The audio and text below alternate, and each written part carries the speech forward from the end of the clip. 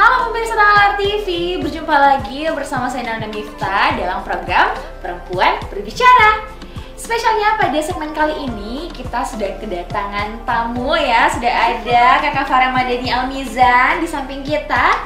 Jadi Kakak Farah Madani ini atau Kakak Farah adalah salah satu mahasiswi jurusan Ilmu Komunikasi Universitas Hasanuddin dan saat ini sedang menjalankan skripsi ya berjudul Privasi Digital. Ya, jadi judulnya Kak Farah ini memang sangat urgensi di era sekarang ini. Kenapa? Karena perkembangan digital yang begitu semakin hari semakin berkembang dan juga sosial media itu sudah seperti kebutuhan primer kita. Jadi setiap hari kita bermain sosial media dan sosial media bukan hanya sebagai alat untuk kita berkomunikasi dengan orang lain, tetapi juga sebagai alat untuk kita mengeksplor diri kita ya, berbagi cerita mungkin ataupun berbagi pengalaman. Jadi hampir segala aktivitas kita itu menyangkut sosial. Iya, betul sekali. Nah, Kakak Farah, pertanyaan pertama. Enggak, jadi pada hari ini kita lebih santai saja. Iya, kan kita sharing terkait dengan privasi digital khususnya untuk perempuan. Ya, betul sekali. Nah, Kak Farah, apa sih sebenarnya itu privasi digital? Kita bahas per kata dulu. Jadi Oke. kalau privasi itu adalah segala informasi pribadi kita tentang diri kita yang sebenarnya itu tidak boleh sembarang disebarluaskan. Sedangkan digital itu adalah segala hal yang sudah berbentuk elektronik dan terhubung dengan internet gitu. Nah, privasi digital itu, kapan privasi ini bisa dibilang digital? Saat kita sudah membagikan informasi pribadi kita dalam bentuk digital, saat mungkin mendaftar di sosial media, nama, tanggal lahir, kayak gitu, itu sudah menjadi privasi digital. Kayak gitu. Ya. Kapan sih sebenarnya hal-hal tersebut itu dikatakan privasi digital? Apakah ketika kita, misalnya kan kalau misalnya kita mau daftar, mau buat akun Instagram, itu kan ada tanggal lahir, ada bio dan segala macam nama lengkap. Apakah itu ketika kita mendaftar itu menjadi privasi digital atau ketika itu muncul ke orang-orang, secara itu secara kita publish gitu? Sebenarnya privasi itu kita sebut sebagai privasi saat tidak sembarang orang yang tahu, jadi tidak disebarluaskan. Kalau sudah disebarluaskan itu berarti bukan menjadi privasi kita lagi. Oke. Sudah menjadi konsumsi rahasia publik. umum. Iya, betul. Nah, kenapa sih kita butuh privasi digital?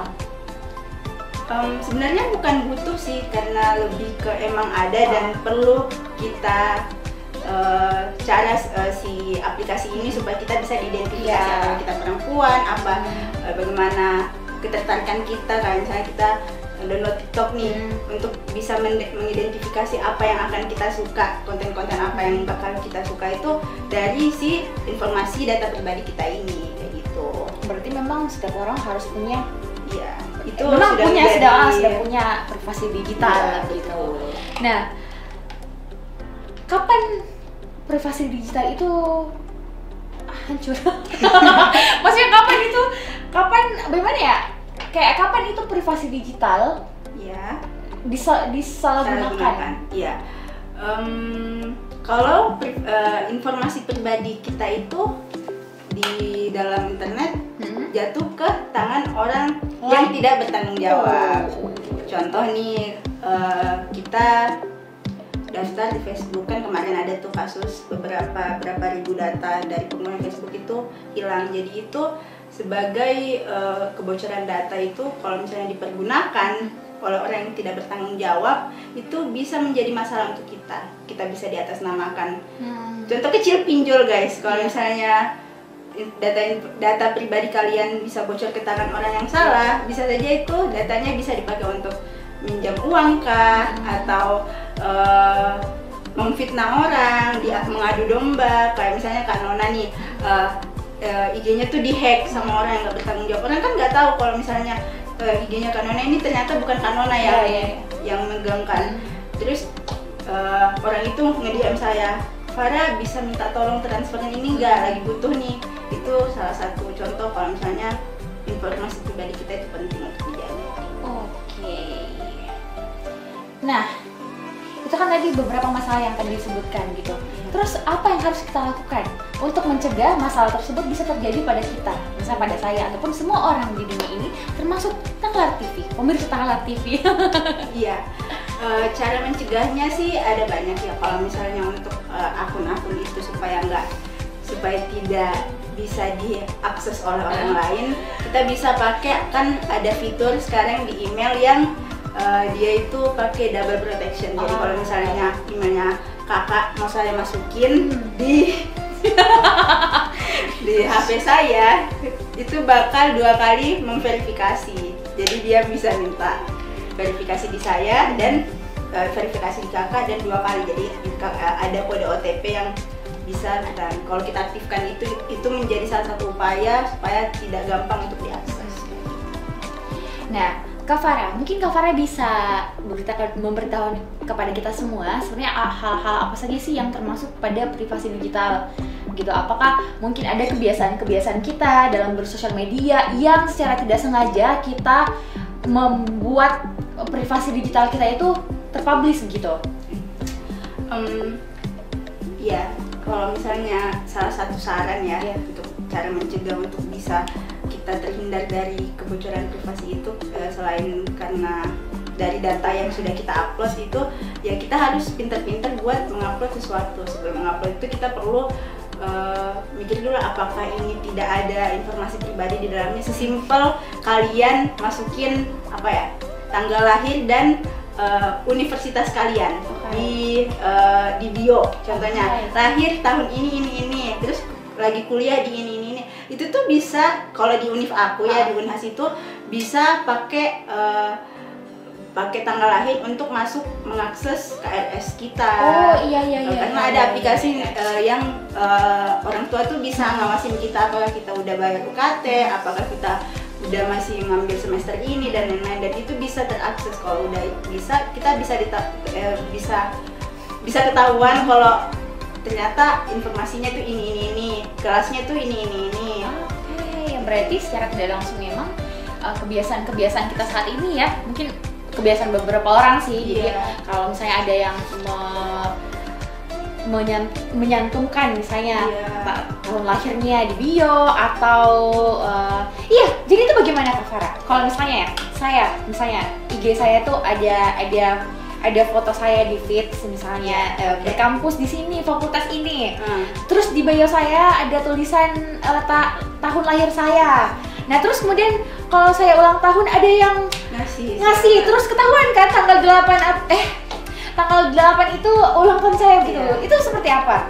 Apakah itu termasuk membocorkan?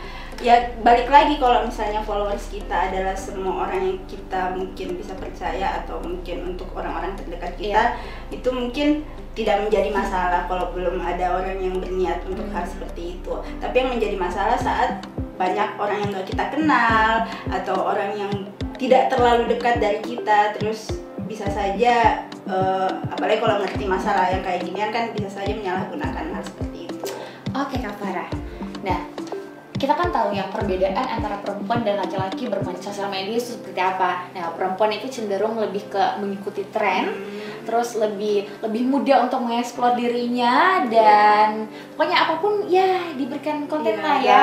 Iya betul sekali. Kalau kan enggak ya. Nah, menurut Kak Farah gitu, sebagai seorang mahasiswi ya, seorang perempuan dan juga seorang mahasiswi ilmu komunikasi, bagaimana sih Kak Farah melihat dan mungkin ada dari Kak Farah pesan-pesannya atau sarannya kepada setiap perempuan yang ada di Tanggalar? Sebenarnya kalau untuk emang sih ya, perempuan itu lebih cenderung FOMO ya. Dia takut ketinggalan tren. Betul sekali. Tren ini pokoknya harus ikut aja. Tren ini di save. Nanti kalau ngumpul sama teman kita bikin ini ya. Sebenarnya itu nggak jadi masalah sih kalau misalnya kalian mau bikin tren-tren yang seperti itu. Yang jadi masalah saat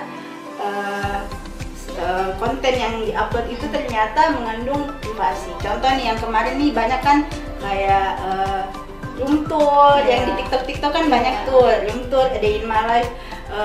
Room tour itu salah satu cara yang paling baik untuk membeberkan informasi pribadi kita. Contoh nih kalian ngupload hostkan deh dari. Jadi kosan aku guys ada di sini. Harganya tuh kayak gini guys. Jadi kamar aku ada di lantai 3 paling ujung. Di sini ada tempat tidur aku, lemari. Jadi di lemari ini ya di sini ada meja rias. Jadi orang yang deket nih bisa nih kita. Apalagi kan kalau TikTok sekarang berdasarkan algoritma ya, kita nggak tahu siapa yang bakal nonton, siapa yang bakal nge-share. Jadi itu bakal berkemungkinan besar kalau ada orang yang berniat jahat nih sama kakak, atau contoh deh suka sama kakak, tertarik, mau lebih dekat, dapet nih, oh dia kosannya ini kayaknya pernah lihat deh di wilayah ini, oh katanya tadi kamarnya paling ujung lantai 3. Udah tuh bisa aja di stalking kan dari dekat, bisa aja gak cuman orang yang suka, bisa saja kalau orang yang mau ngerampok, ngambil, itu bisa menjadi salah satu pemantik dari orang yang awalnya nggak niat, karena ada kesempatan kan, bisa terjadi gitu. Iya betul sekali. Jadi memang perempuan ini sangat perlu berhati-hati dalam bermain sosial media dan betul-betul memang harus menjaga privasi digitalnya di era sekarang ini. Nah, ada kasus yang sering terjadi ya Kak Farah, dan dulu sampai sekarang itu adalah ada misalnya foto-foto perempuan yang kemudian dijadikan sebagai apa ya istilahnya? Identitas palsu. Iya, identitas palsu untuk orang lain gitu. Nah, itu sebenarnya kita sebagai perempuan apa sih yang harus kita jaga gitu? Apa sih kehati-hatian kita? Sebenarnya nggak ada yang melarang kita untuk berekspresi. Iya betul sekali, karena itu kan sebuah hak masing-masing. Iya betul. Tapi yang perlu kita ketahui saat konten itu sudah diupload ke sosial media, itu konten itu bukan menjadi milik kita lagi. Orang sudah menjadi milik publik. Mau publik itu memakainya sebagai identitas palsu, kita nggak bisa cegah itu. Jadi sebisa mungkin kalau bisa kita mengendalikan sendiri, kita protek diri kita sendiri, lebih bijak lagi untuk mengupload kalau misalnya ada yang sedikit terbuka, yang bisa berkemungkinan nggak salah untuk berpakaian sebebas-bebasnya. Cuman ada baiknya juga kita mencegah hal-hal yang mungkin akan merugikan diri kita sendiri. Jadi betul sekali. Jadi saya memang pernah nonton series Indonesia gitu, The Virgin ya, kalau mau nonton silahkan. Itu seriesnya bagus banget karena banyak banget mengangkat terkait dengan privasi digital juga, pelecehan seksual, kesehatan mental dan lain segala macam. Itu termasuk itu. Jadi ada oknum memang yang tidak bertanggung jawab menggunakan foto orang lain kemudian dijual. Akhirnya anak itu dijebak dan terjadilah yang namanya penjualan remaja, pokoknya seperti itu lah ya. Jadi terjadilah pelecehan seksual, dan itu bakal berdampak dari ilmunya Kak Nona, psikologisnya. Iya betul sekali. Itu kan Kak Farah kita sudah bahas perempuan secara umum gitu. Nah untuk di Kabupaten Takalar sendiri yang kita tahu lah ya, mungkin bagaimana ya bahasanya, pengetahuan tentang digitalisasi itu masih kurang gitu. Terus remaja-remaja kita di usia-usia transisinya, masa remaja, kemudian ada sosial media sebagai tempat mereka. Bagaimana sebenarnya yang harus dilakukan khususnya untuk remaja perempuan di Kabupaten Takalar? Kalau saya sih kemarin kebetulan kemarin tuh niatnya pas KKN di sini mau buat sosialisasi mengenai bijak bersosial media itu. Tapi karena kayaknya ada keterbatasan waktu dan segala situasi yang tidak memungkinkan, jadi nggak jadi. Tapi kalau misalnya untuk mencegah dan mengedukasi itu kan banyak tuh sekarang, ada forum anak, ada forum genre, itu bisa menjadi, apalagi kalau kita yang punya akses ke forum-forum seperti itu kan kita lebih punya punya privilege untuk untuk dapat edukasi mengenai privasi digital. Bisa tuh kalau teman-teman pemuda-pemuda atau teman-teman dari organisasi-organisasi yang begitu, kalau misalnya lagi gabut, bisa buat program lah untuk mengedukasi teman-teman kita, apalagi yang tidak punya akses ke pengertian digital seperti itu. Iya betul sekali. Dan kenapa ini perlu untuk diedukasi, karena memang urgensi untuk privasi digital itu harus ditegakkan. Apalagi sekarang kan anak umur 5 tahun iya sudah bisa, HP. betul Itu sekali. perlu diperhatikan Iya, lagi. betul sekali. Apalagi baru-baru ini ya kita tahu ada kasus di Kabupaten Takalar yang anaknya hilang ya ternyata Iya, itu kenalnya kenal dari sosial media. Iya. Jadi hal-hal tersebut memang harus diedukasi Iya, kepada dan- anak mulai sejak dini sampai Dan nggak anaknya aja yang perlu Iya, diedukasi, betul orang sekali. tuanya juga perlu ngerti sebenarnya sosial media itu seluas itu, kita Iya. bisa terhubung ke segala arah dan orang-orang yang bahkan kita nggak expect untuk bisa kenal dari sosial media. wah, luar biasa sekali ya perbincangan kita pada hari ini, semuanya daging isi lah terkait dengan sosial media yang memang sudah menjadi urgensi di tengah-tengah masa perkembangan digitalisasi yang semakin pesat. Pastinya pada hari ini kita juga sudah membahas terkait dengan perempuan ya, bagaimana harusnya perempuan bersosial media, bagaimana seharusnya perempuan berhati-hati, bagaimana seharusnya perempuan menjaga privasi digital itu agar tidak bocor kemana-mana.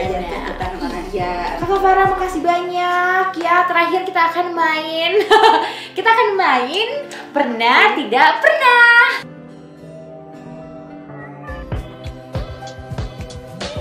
Nah, jadi untuk sesi terakhir ya kita akan bermain game pernah tidak pernah. Yeay. Oke Kak Farah, silakan dipersiapkan alat tidak pernah dan pernahnya. Saya akan memberikan pertanyaan yang akan kita berdua jawab karena hari ini Kak Farah sendirian ya. Jadi aku akan menemani Walaupun walaupun teman saya emang cuma walaupun aku udah tahu. Oke, pertanyaan pertama. Pernah tidak pernah lupa keluarkan akun sosmed di HP teman? 1, 2, 3. pernah banget ini mah. Berapa kali ya? Iya, sering banget. Bagaimana itu? Apakah itu termasuk yang membocorkan Yes. privasi digital secara tidak sengaja? Sebenarnya ada kekhawatiran ya, siapa Hah. tahu kalau misalnya nih ya akun IG aku ada di HP-nya Kak Nona, terus tiba-tiba aku ngegosipin Kak Nona ke teman aku yang lain, kan itu bisa menjadi salah satu konflik ya. Tapi kebetulan sama ini alhamdulillahnya orang-orang yang masuk IG aku juga yang bisa mengakses IG aku itu adalah orang-orang terdekat dan tidak mungkin ya saya bisa Amin ya. Amin, karena kan ada WA sekarang. Jadi gosipnya lewat WA Iya. sih. Apakah itu termasuk membocorkan privasi digital secara sukarela? Oh iya, itu sih karena emang gak ada yang menarik kebetulan di IG Oh, saya. Oke, baik. Tidak ada privasi halal. Iya, tidak ada yang perlu ditutup-tutupi ya. Oke, pertanyaan kedua. Pernah tidak ketahuan stalking mantan? 1, 2, 3. Tidak. Pernah kan? Mungkin bukan ini lebih ke cerobos sih ya. Karena kan di IG kan itu buat nge-like postingan itu gampang banget ya. Terus lagi scroll tangannya tremor, like di postingan yang udah lama, jadi kelihatan banget kalau dan itu sadarnya tuh lama, udah notifikasinya kayaknya udah masuk, gak tahu sih dia lihat apa enggak, tapi notifikasinya udah masuk, udah baru nyadar kalau udah mulai. Bagaimana perasaannya setelah ketahuan? Cukup deg-degan sih ya, karena itu sebagai bukti kalau saya masih belum bisa ke step selanjutnya. Oh ya, oke. Itulah kenapa Kak Farah jomblo kita, guys. Ya guys, ya, aduh perlu di-spill. Oke, selanjutnya kita pertanyaan selanjutnya. Pernah tidak ketahuan salah kirim chat? 1, 2, 3.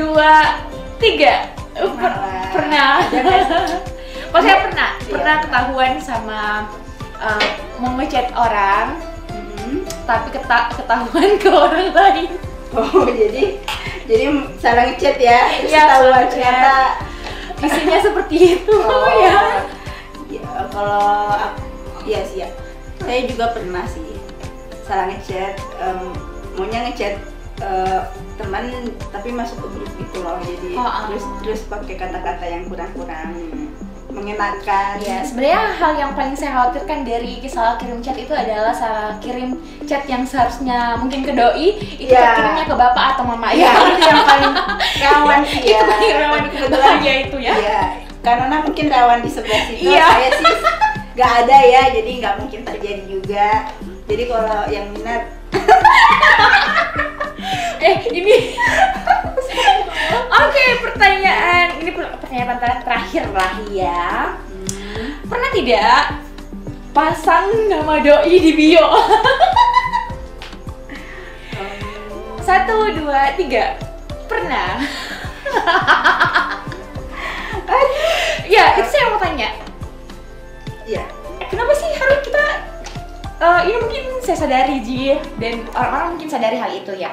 Iya. Kenapa sih sebenarnya kita harus pasang nama seseorang mungkin di bio kita? Kebetulan saya masangnya nama orang tua ya. Jangan lupa bos. Kalau saya sih bukan di bio sih, dulu kan seperti yang Anda ketahui semua, saya jomblo 7 tahun, jadi dulu tuh belum ada IG. Jadi dulu sih lebih ke status BBM. Ya, dan itu bukan kemauan saya, kemauan dari sang pacar waktu itu. Nah, itu. Apa tadi pertanyaannya, Kak? Kenapa harus ya? Iya, kenapa harus begitu? Apakah memang itu perlu atau tidak? Sebenarnya sih begini. Iya, menurut Kakak Nona nih kan yang pernah masuk kan Kak Nona ya? Iya, pernah juga Anda ya. Dulu saya pernah saya pernah pasang beberapa tahun yang lalu mungkin. Menurut saya itu kayak itu kan itu privasi atau bukan sih? Orang tergantung dari pemahaman masing-masing sih. Kalau misalnya mereka nggak merasa itu hal yang perlu. Oke. Ya, jadi pasang nama di bio itu apakah memang perlu atau tidak? Ya, menurutku tidak perlu. Iya, betul. Kenapa? Karena itu kan sebuah hal yang kayak cuman memvalidasi hubungan yang sebenarnya orang nggak tahu, orang kayak kita nggak pernah tahu orang itu perlu atau tidak toh. Iya. Iya sama sih, pandangan aku juga kayak gitu, karena hubungan itu kan kayaknya lebih hal yang pribadi ya. Iya, hubungan orang yang tahu keadaan kita lagi bertengkar, lagi bahagia kan kita yang tahu. Jadi kayaknya tidak perlu pendapat orang lain mau itu memvalidasi, kan yang tahu komitmen itu kan kita. Iya, betul sekali. Oke Kak Farah, ya itu tadi games kita. Pernah tidak pernah, semoga makin banyak pertanyaan-pertanyaan yang lebih membuka privasi.